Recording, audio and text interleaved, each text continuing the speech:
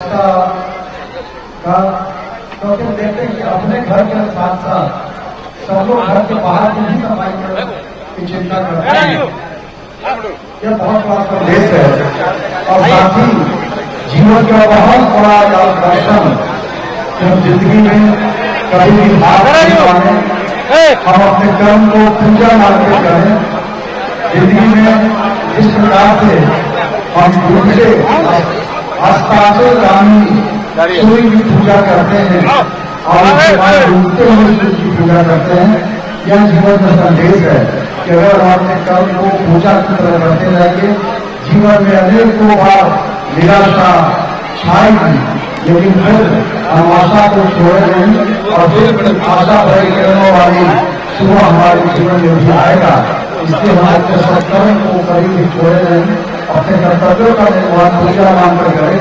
यह संदेश छठ मैया का है और इसलिए आप देख रहे हैं कैसे ऊंच नीच छोटे बड़े जात पात सब भेदभाव को छोड़कर सब लोग का एक लक्ष्य है कि घाट पे चले और अपना नियम से सूर्य भगवान को महत्व दें, छठी मैया को प्रणाम करें। तो यह जो सामाजिक समरसता का बहुत बड़ा पर्व है, यह लोक आस्था का महापर्व छठ व्रत। और इससे मैं आप तमाम लोगों को अपनी ओर से छठ व्रत की बहुत बहुत शुभकामना देता हूँ। छठी माता से प्रार्थना है आप सबकी मनोकामना को पूर्ण करें। जय छठी मैया। साक्षी, आपने सुना है राजसेना को, उन्होंने सबके लिए पूरे जिले वासियों के लिए कामना की। उनसे भी जुड़ेंगे और उनसे भी बात करना चाहेंगे। सर, बहुत बहुत धन्यवाद। क्या मांगा सर आपने? छठ पूजा है, कहीं ना कहीं साल भर लोग इंतजार करते हैं, महापर्व छठ है। मैंने तो यही मांगा है कि माँ सबका कल्याण करे, सबकी मनोकामना को पूर्ण करे।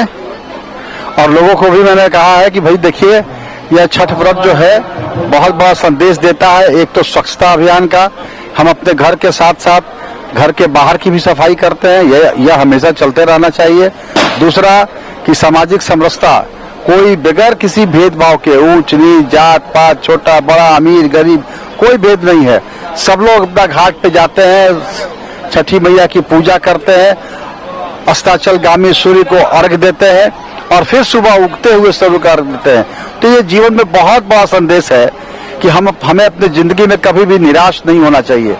हम अगर अपने कर्म को, अपने कर्तव्य को पूजा की तरह करेंगे तो हमारे जीवन में जिस प्रकार से अस्ताचलगामी सूर्य को हम अर्घ देते हैं तो हमारे जीवन में निराशा आएगी, लेकिन फिर उगते हुए सूर्य की तरह हमारे जीवन में भी आशा बड़ी किरणें प्रस्फुटित होंगी और हमारे जीवन में भी उजाला आएगा।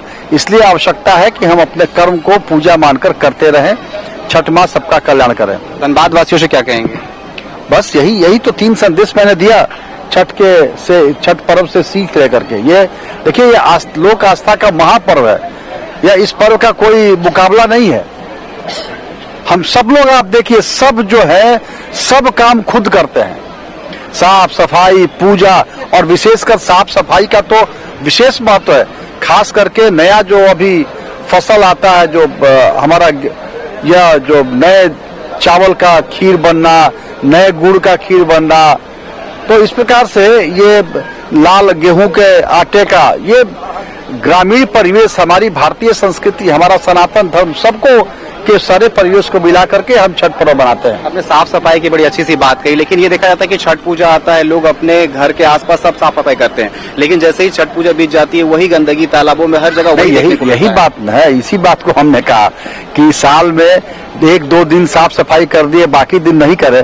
तो इसके साथ मैंने यह भी कहा कि अपने कर्तव्य को हमें पूजा मान करके करना चाहिए। तब हमारे जीवन में कहीं अगर निराशा आती है, हम जिस प्रकार से डूबते सूर्य को अर्घ देते हैं, दूसरा सवेरा भी होता है, तो अगर हम कर्तव्य को पूजा मान के करेंगे तो निश्चित रूप से हमारे जीवन में उजियाला आएगा, किरणें, सफलता की किरणें फूटेंगी। ये तो सारी बातों का तो समावेश इसी में है। जी बिल्कुल, बहुत बहुत धन्यवाद। तो साक्षी, ये थे धनबाद विधायक राज सिन्हा, जिन्होंने बड़ी अच्छी बात कही कि अगर जिस तरीके से छठ पूजा के समय लोग साफ सफाई करते हैं, अगर इन बातों का अगर ध्यान रखा जाए पूरे साल भर, तो हर जगह जो है स्वच्छता देखने को मिलेगी। कहीं ना कहीं बड़ी अच्छी सी बात कही उन्होंने और पूरे जिले वासियों की सुख समृद्धि की उन्होंने कामना भी